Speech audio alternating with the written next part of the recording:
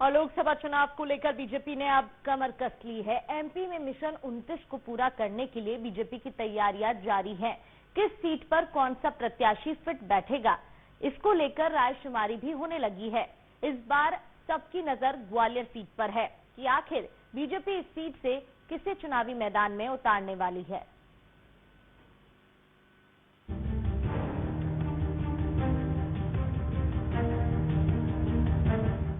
अभी लोकसभा चुनाव की तारीखों का ऐलान नहीं हुआ है, लेकिन बीजेपी एक्टिव मोड में आ गई है। सबसे ज्यादा माथापच्ची ग्वालियर सीट के लिए चल रही है। ग्वालियर में बीजेपी का टिकट किसे मिलेगा, इसे लेकर पार्टी ने फाइनल स्टेज पर काम करना शुरू कर दिया है। वरिष्ठ नेता और मंत्री प्रहलाद पटेल रायशुमारी करने ग्वालियर पहुंचे तो कई दिग्गजों के नाम सुझाए गए।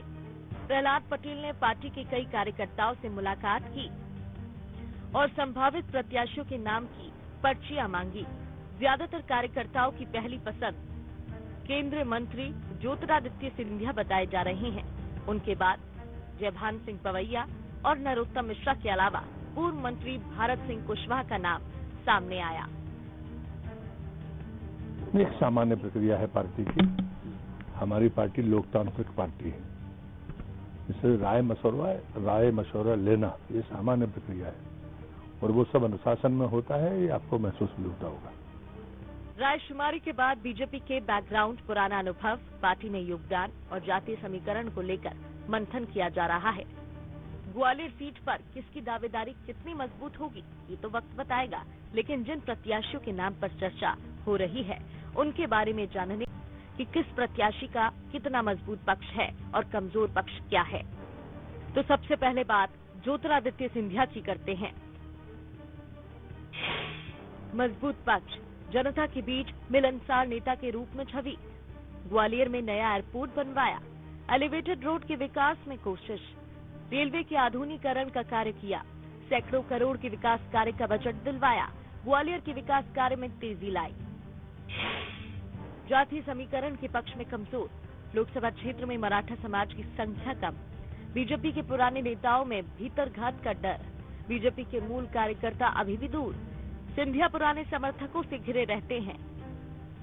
लोकसभा चुनाव में टिकट की दावेदारी में जयभान सिंह पवैया का नाम भी रेस में, तो इनका मजबूत पक्ष हिंदुत्ववादी नेता की छवि, बजरंग दल के पूर्व राष्ट्रीय अध्यक्ष, उच्च शिक्षा मंत्री रहते बेहतर काम किया, पार्टी कार्यकर्ताओं का अच्छा समर्थन, क्षत्रिय समाज का बड़ा वोट बैंक, माधवराव सिंधिया जैसे दिग्गज से कड़ा मुकाबला किया था, बेदाग नेता की छवि, भ्रष्टाचारियों पर लगाम लगाने में सख्त।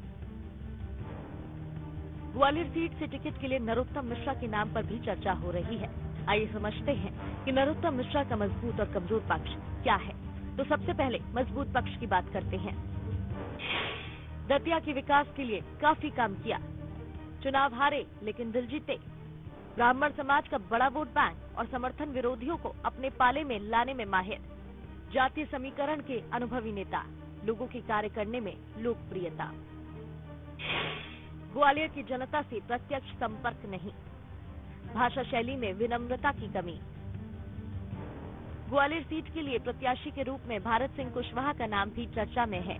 अगर बात भारत सिंह कुशवाहा के मजबूत पक्ष की करें तो लोकसभा क्षेत्र में कुशवाहा समाज की बड़ी संख्या, ओबीसी चेहरा, विनम्र स्वभाव, विधानसभा क्षेत्र में सड़कों का जाल बिछाया, अपने क्षेत्र में विकास के कई कार्य किए, बीजेपी के मूल कार्यकर्ता, नरेंद्र सिंह तोमर और शिवराज के करीबी, विनम्र भाषा शैली और व्यवहार कुशल।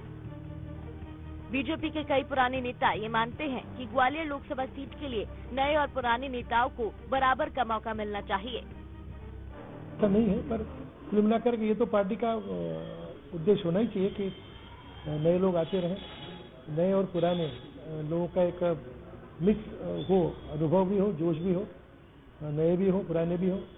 और मेरा मानना है कि अभी तक उसी तरह से नेतृत्व मैं तो कहती हूँ सबको एक जैसे।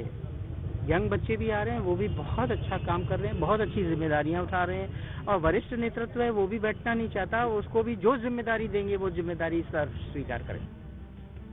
लोकसभा चुनाव का ऐलान मार्च के महीने में कभी भी हो सकता है, लेकिन उससे पहले ही बीजेपी ग्राउंड पर अपनी तैयारियों में जुट गई है।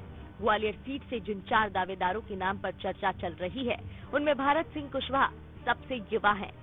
कांग्रेस ने अशोक सिंह को ओबीसी वर्ग को साधने के लिए राज्यसभा सांसद बनाया, तो भारत सिंह भी ओबीसी चेहरे के रूप में मजबूत दावेदार बताए जा रहे हैं।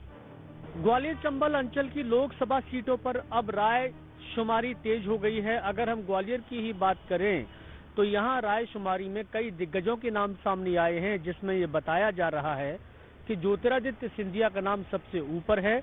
उसके साथ ही पूर्व गृह मंत्री नरोत्तम मिश्रा, पूर्व मंत्री जयभान सिंह पवैया और भारत सिंह कुशवाहा का नाम भी सामने आया है। हालांकि कहीं न कहीं सबको आशंका भी है, क्योंकि कोई भी चौंकाने वाले निर्णय बीजेपी का केंद्रीय नेतृत्व कर सकता है, क्योंकि 2-3 नाम ऐसे भी सामने आ रहे हैं जो संघ से जुड़े हुए हैं और अखिल भारतीय विद्यार्थी परिषद से भी जुड़े हुए हैं। ऐसे में क्या वरिष्ठ नेताओं को बीजेपी हाईकमान टिकट देगा या नहीं, इसको लेके अभी भी आशंका बनी हुई है।